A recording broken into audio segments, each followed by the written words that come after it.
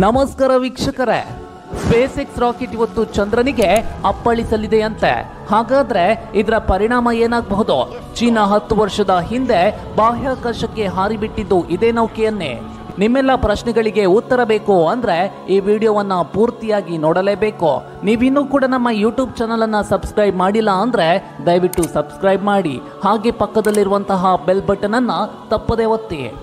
7 ವರ್ಷಗಳ ಹಿಂದೆ ಉಡಾವಣೆಯಾದಂತಹ ಸರಿಸುಮಾರು 3 ಟನ್ ತೂಕದ ಸ್ಪೇಸ್ ಎಕ್ಸ್ ರಾಕೆಟ್ ಚಂದ್ರನಿಗೆ ಅಪ್ಪಳಿಸಲಿದೆ ಅಂತ ಕೆಲವು ದಿನಗಳ ಹಿಂದೆ ಖಗೋಳಶಾಸ್ತ್ರಜ್ಞರು ಎಚ್ಚರಿಸಿದ್ರು. ಹೌದು, ಫೆಬ್ರವರಿ 2015ರಲ್ಲಿ ಅಂತರಗ್ರಹ ಕಾರ್ಯಾಚರಣೆಯ ಭಾಗವಾಗಿ ಉಡಾವಣೆಗೊಂಡಂತಹ ಫಾಲ್ಕನ್ 9 ಬೂಸ್ಟರ್ ರಾಕೆಟ್ ಇಂಧನ ಖಾಲಿಯಾಗಿ ಕಕ್ಷೆಯಲ್ಲಿ ಅಸ್ತವ್ಯಸ್ತವಾಗಿ ಸುತ್ತುತ್ತಾ ಇದೆ.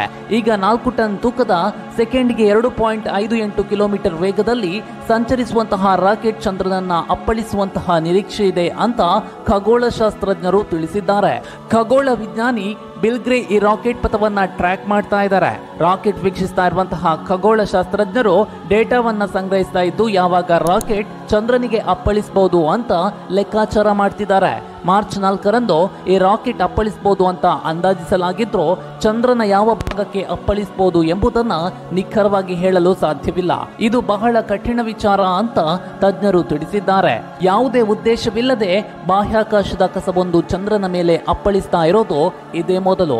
ಅಪ್ಪಳಿಸಿದ ನಂತರ ಸೃಷ್ಟಿಯಾಗುವಂತಹ ಕುಳಿಯ ಬಗ್ಗೆ ತಿಳಿಯುವಂತಹ ವೈಜ್ಞಾನಿಕ ಕುತೂಹಲ ಹೆಚ್ಚಾಗಿದೆ ಅಂತ ಬಿಲ್ ಗ್ರೇ ಹೇಳಿದ್ದಾರೆ.